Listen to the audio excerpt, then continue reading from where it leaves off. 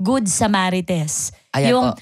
ako naman ay concerned lang. Naku, marami yan. Eugenio, ako naman ay concerned Yun lang. na nga. Yung Oo. kapitbahay mo kasi 8 ang anak, pagkatapos ni hindi man lang iniiwan ng pangkain, umaalis ng bahay, pakalat-kalat ang mga bata sa kalsada. Eh paano kung ma-DSW dito? Binang kapitbahay, ako na may nagmamalasakit lang. Alam mo yung babae na yan, pakawala yan. Biglang naging ganun na.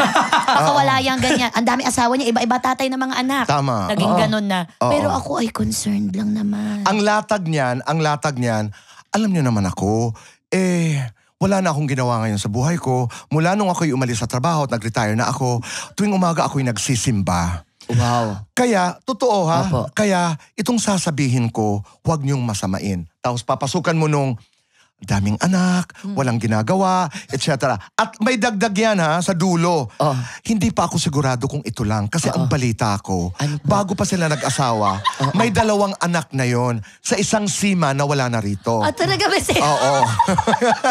Grabe yung pagka-build up, no, Tito Boy? Oo. Tapos kung ako nakikinig, talagang wow, At juicy. saka ito, hindi ito sinungaling ha, kasi yung sima na yan, Oh. siguro 2 lang kami ang nasabihan nun. Ay, Oo. Dahil, pinsan ko ang nakasama niya sa barko. Grabe. So, yun.